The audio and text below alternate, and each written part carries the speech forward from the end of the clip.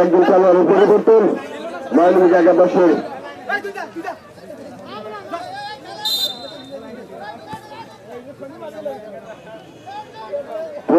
প্রস্তুত মাইলুম মাহমুদ একাদশে 10 নম্বর যাচ্ছে প্লেয়ার উঁচু করে বাড়ি দিলে বিপজ্জনক জায়গায় বল কিন্তু রক্ষণবাগ হাত দিয়ে বলটিকে সেভ করলেন আবার বলটা আক্রমণ যাওয়ার চেষ্টা মাইলুম একাদশ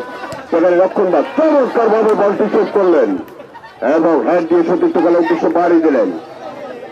আবার বলটা আক্রমণে যাওয়ার চেষ্টা লঙ্গুদ একাদশ সেখানে 17 নম্বর যাচ্ছে প্লেয়ার এগিয়ে যাওয়ার চেষ্টা কিন্তু রক্ষণবাগ চমৎকার ভাবে বল সেভ করলেন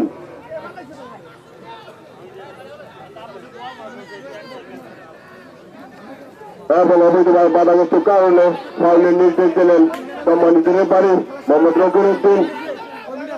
এবং আজকে সহকারী রেফারি হিসেবে যারা আছেন মোহাম্মদ রবিউল ইসলাম এবং সঞ্জিত কুমার রুচি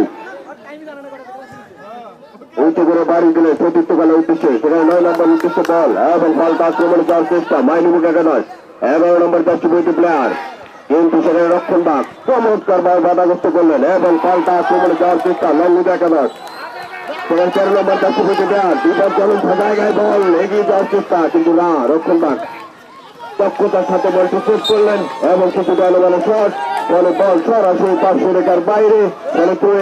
লঙ্গুদ একাদশের অনুকূলে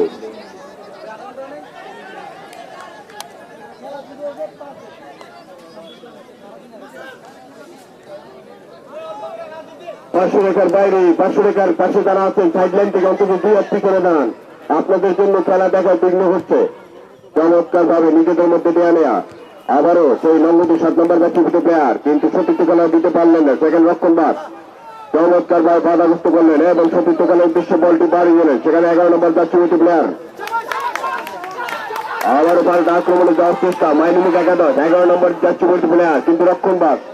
চমৎকার ভাবে বাধাগ্রস্ত করলেন এবং নিজেদের মধ্যে চমৎকার দেয়া নেয়া লঙ্গুদ একাদশ 7 নম্বর ব্যক্তিগত 13 নম্বর উদ্দেশ্যে বলটি বাড়িয়ে দিলেন এবং আক্রমণে যাওয়ার চেষ্টা চমৎকার ভাবে 17 নম্বর উদ্দেশ্যে বলটি বাড়িয়ে দিলেন এবং এগিয়ে যাচ্ছেন বিপদ হওয়ার সম্ভাবনা 17 নম্বর যাচ্ছে প্লেয়ার যার কথা না বললেই না চমৎকার ভাবে বাড়িয়ে দিলেন কিন্তু কোন সতীর্থ খেলোয়াড় না থাকায় বল সরাসরি মাঠের বাইরে ফলে গোল কিক মাইনুমুখ একাদশের অনুকূলে